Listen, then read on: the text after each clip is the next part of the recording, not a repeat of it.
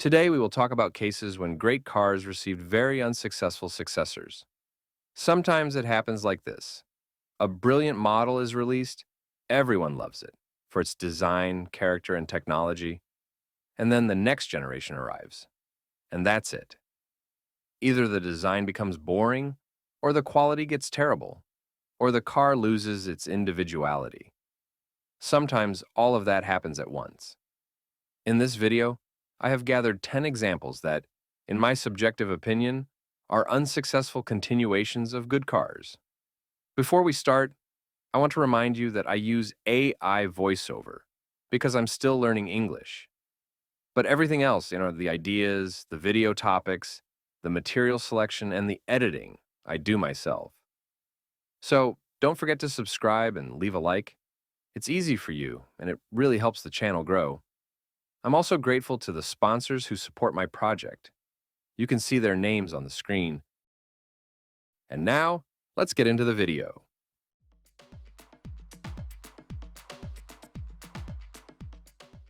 The first car we'll talk about today, and I think you've already guessed, is the second-generation Ford Scorpio.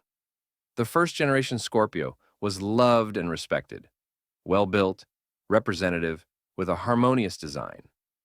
The 1992 facelift only strengthened its success. Expectations for the successor were high, but no one expected such a radical change in appearance. In the mid-90s, there was already a trend of traditional E-segment buyers moving towards D-segment cars and minivans. And Ford helped this trend by releasing the Scorpio 2 with a very unusual design for its class. Everything else in the new Scorpio was at a good level: engines, comfort, safety, but the design was simply not accepted by the public. However, personally, I don't think the second-generation Scorpio is horrible or ugly. I'm including it in this list because, commercially, it was a failure compared to the successful first generation. I also don't think its design was much worse than that of the E-Class of that time. Ford just wasn't lucky with the criticism and the reputation that formed around the model. In June 1998, production of the Scorpio 2 was completely stopped. A total of 98,587 cars were produced. For comparison, Mercedes sold 1,653,437 units of the W210 E-Class. I don't want to criticize the Scorpio 2 too harshly, but I simply couldn't leave it out of this list.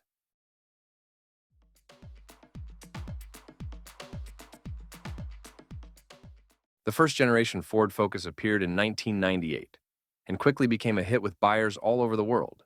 It had everything people loved: bold design, reliability, comfort, safety, and versatility.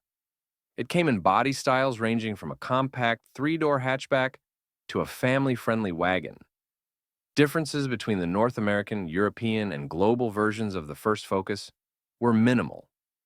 In 2005, the second-generation Focus was introduced, further building on the success of the original.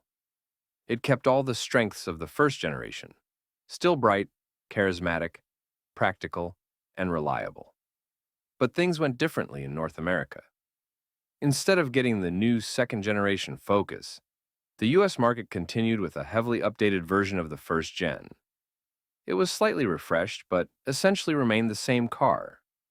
Over time, the American Focus became its own separate model, moving away from Ford's original global car concept.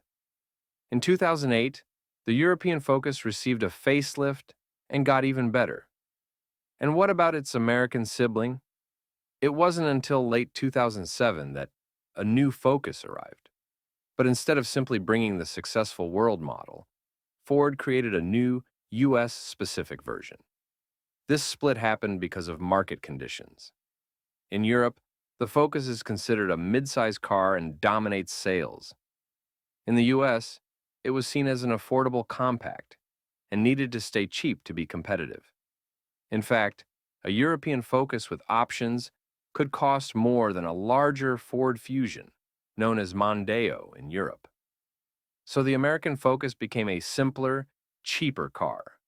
offered only as a sedan or coupe. Hatchbacks and wagons, which weren't very popular in the US, disappeared. As a result, American buyers missed out on one of the best cars of its time. The American Focus wasn't a total failure, but it never matched the success it had elsewhere. Personally, I don't understand why Ford had to completely redesign a car that was already loved worldwide. Wouldn't it have been easier just to sell the proven model in the US? Sometimes Ford's decisions are hard to explain logically.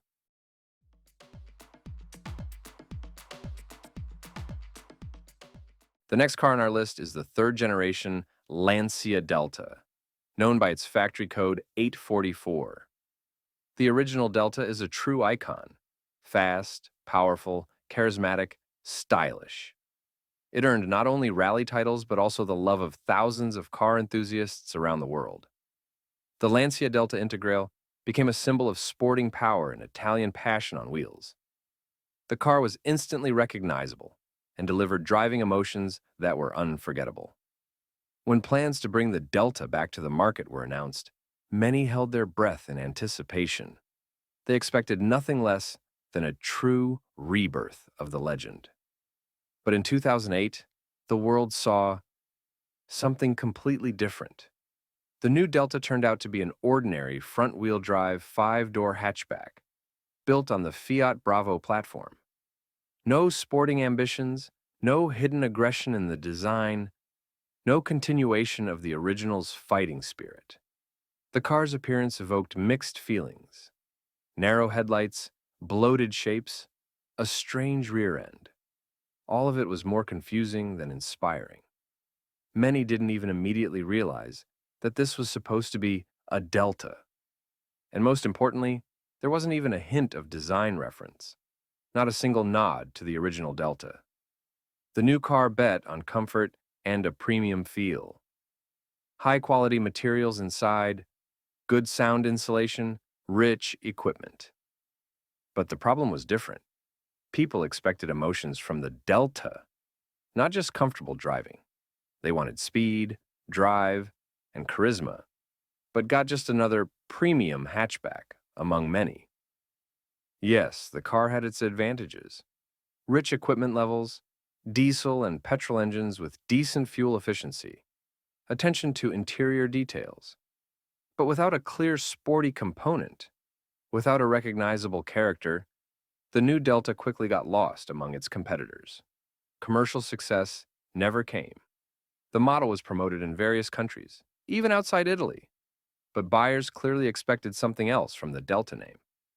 In 2014, production was finally discontinued. The third Delta remained a rare sight on the roads and will most likely go down in history as an unsuccessful attempt to revive a legendary name.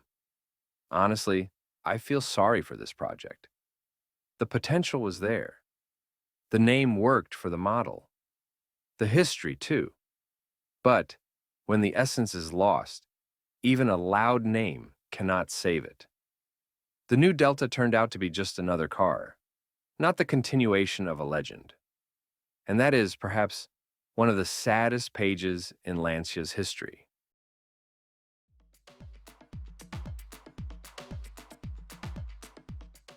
The next car on our list is the Lancia Thesis, a successor to the traditions of the Kappa model, but with much more ambitious goals. The Kappa was praised for its noble yet restrained design, decent engines, comfortable ride, and good level of equipment. It looked elegant and moderately conservative, exactly what buyers of executive sedans wanted. On the wave of the Kappa's success, Lancia decided to take the next step, to create a car that would not just continue the tradition, but restore the brand's former prestige. Thus, in 2001, the Thesis was born. But instead of a logical evolution of the idea, we saw something strange. The Thesis received a provocative and odd appearance: bloated shapes, a heavy front end with an unusually strange facial expression. Instead of the refined elegance of the Kappa, excessive flamboyance. The car looked heavy and awkward, especially against the backdrop of the neat and confident competitors like the BMW 5 Series, Mercedes E-Class, or Audi A6. Moreover, by that time, the Lancia brand's image had been undermined by years of unclear models and a lack of success in key markets. And for buyers of executive sedans, brand prestige is crucial. The Thesis desperately lacked it. Yes, the car had a comfortable suspension, rich trim levels, and decent engines, including the magnificent 3.0 V6. But all of this did not save the situation. Sales were catastrophically low. Instead of the ambitious plans to sell tens of thousands of units a year, the Thesis was bought literally in handfuls. Even in its home Italian market, interest turned out to be minimal. In 2009, the model's production quietly ended. The Lancia Thesis remained an exotic car for enthusiasts and collectors, a monument to unfulfilled hopes. Personally, I feel sorry for this project. There were solid engineering solutions, excellent materials. Everything was there. But the design, which was supposed to become the model's calling card, ultimately became its death sentence.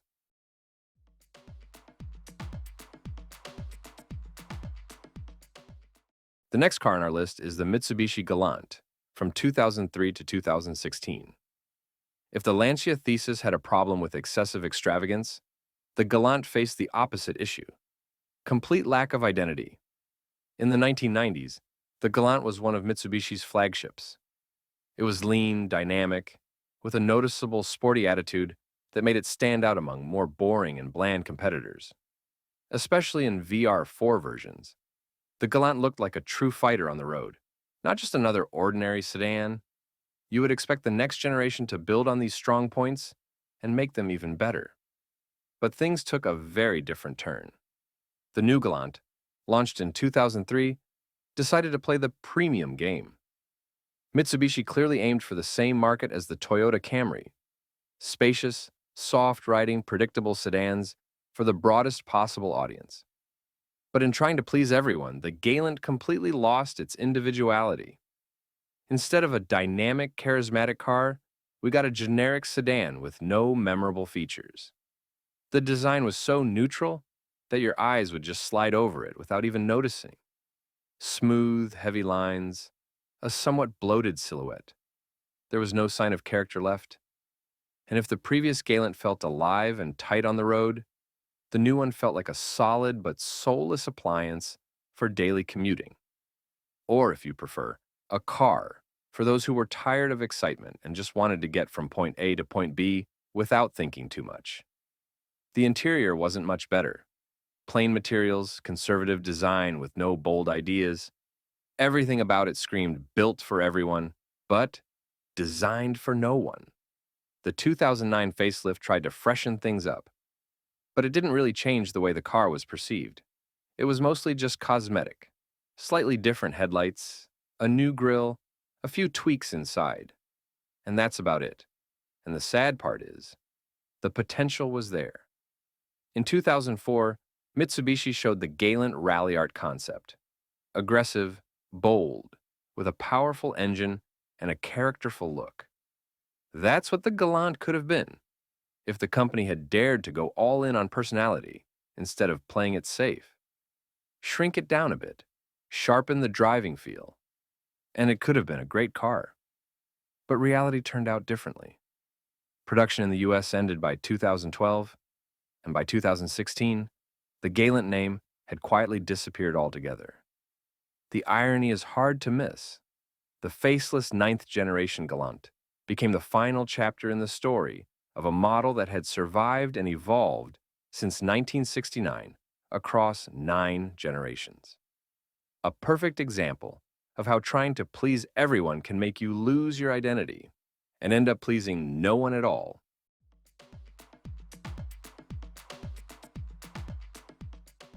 The next car on our list is the second-generation Chrysler Sebring.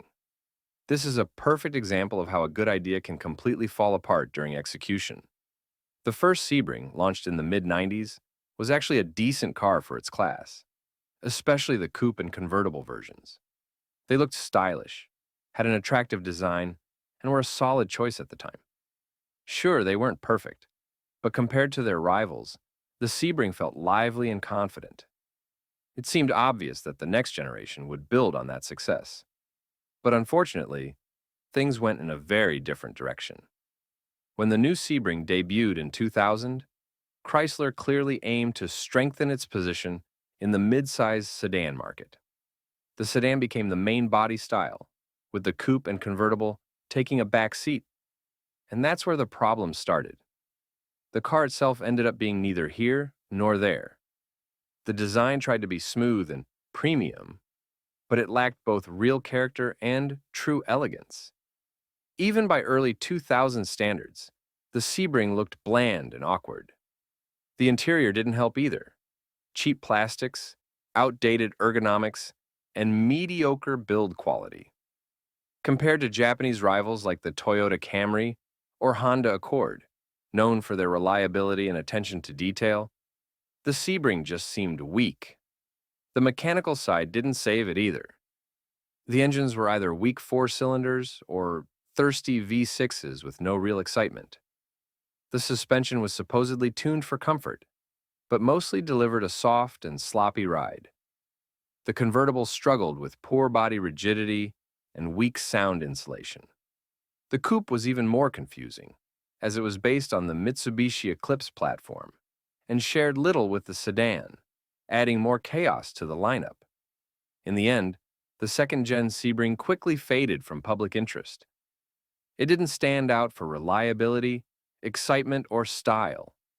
And when production ended in 2006, it left the market with barely a whisper. The second-generation Sebring is a story of missed opportunities. A car that tried to please everyone but ended up pleasing no one.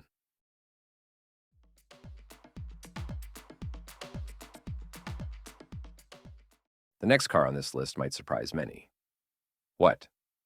The legendary G-Class among disappointing successors? That can't be right. But let me explain. The Mercedes-Benz G-Class truly is an icon. It began its life back in 1975 as a purely utilitarian, reliable, and tough off-roader. No glamour, no hype, just a solid machine built for hard work.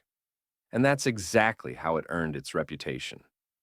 In 1990, the G-Class got its first real update. It became a bit more modern but stayed true to itself, rugged, dependable, and charismatic. And that charisma was authentic. Everything in its design had a reason. The exposed door hinges, the signal lights on the fenders, the flat body panels.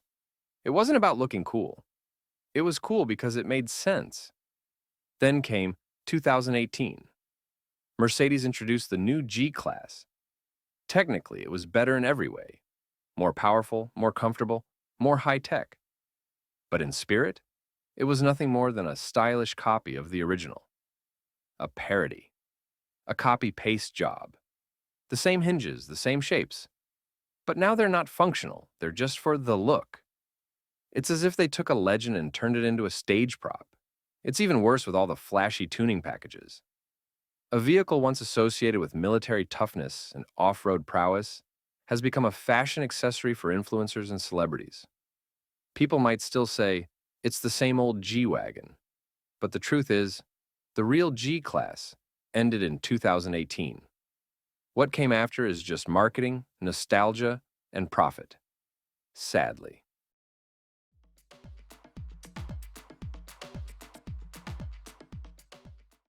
The Peugeot 607 is another great example of how a promising idea can be poorly executed. Its predecessor, the Peugeot 605, was no market leader, but it was serious, big, restrained, and respectable. A proper business class sedan by 1990s standards. Then came the 607th, and suddenly everything became cartoonish. The front end, with its oversized headlights and smiling grille, looked more at home on a city hatchback than on a flagship sedan. From the side, it had soft, vague lines that inspired neither respect nor admiration. It didn't look like a car for serious people, more like an odd attempt to please everyone at once. Yes, the cabin was spacious, and the comfort level decent for its time, even luxurious in places. But the exterior design ruined it all. In the business class segment, image is everything: reputation, status, presence. And the 607 looked like a failed concept that accidentally made it to production. Peugeot clearly wanted to stand out, but they did it in the wrong way, and it pushed buyers away. The result? Poor sales, damaged prestige, and Peugeot never seriously returned to the executive sedan class again.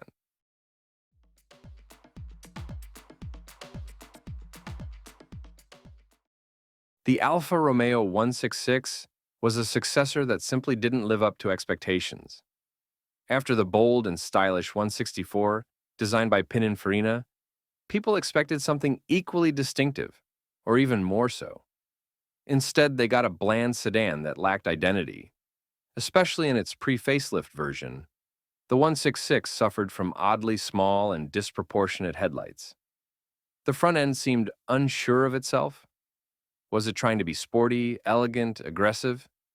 In the end, it was none of those things. The 164 stood out, whether you loved it or not. The 166 blended into traffic. It was too tame, too rounded, too generic to be a true Alfa. Sure, the interior was decent, and the engines and chassis were competent. But without a striking design, it didn't really matter. The facelift helped, a bit more seriousness and clarity in the lines. But by then, the momentum was gone. In the end, the Alfa Romeo 166 wasn't a disaster, but it also wasn't the worthy successor the 164 deserved. There was potential to create something truly special, and they let it slip.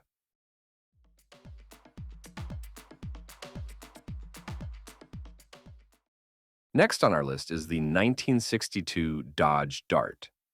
If earlier we talked about unsuccessful successors with some subjectivity, this case is different. It's perhaps the most objectively failed successor in American automotive history. The 1962 Dodge Dart was born out of panic. In 1961, Chrysler President William Newberg overheard Ford and General Motors executives discussing downsizing full-size cars. In a rush to keep up, he ordered the immediate shrinkage of Dodge's entire full-size lineup for the following year. Designers and engineers had less than a year to react. Chrysler's design chief, Virgil Exner, warned that such a tight timeline made it impossible to create a well-proportioned and attractive car. He was absolutely right. What emerged was the 1962 Dart. Small, boxy, awkward, and entirely out of place. It looked like a shrunken mishmash next to full-size, elegant competitors, like the Chevrolet Impala, Ford Galaxy, and Pontiac Catalina. While rivals offered spacious and stylish sedans, Dodge tried to sell a downsized compromise, and even loyal customers weren't buying it. The problem wasn't just the design. For years, Chrysler had marketed the idea that bigger is better. Now, suddenly trying to sell smaller as superior left customers confused and unconvinced. Sales plummeted, dealers were furious, and within a year, Dodge was forced to revert to full-size proportions. The Dart of 1962 became a textbook case of what happens when boardroom panic overrides strategy. Unlike many other cars in our list, the failure of this model isn't about taste. It's a clear-cut disaster in execution and planning. If you've watched this far, it means you really found it interesting.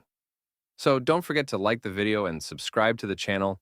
That way you won't miss the next one. A new episode is coming very soon, and it's going to be just as fascinating. See you next time.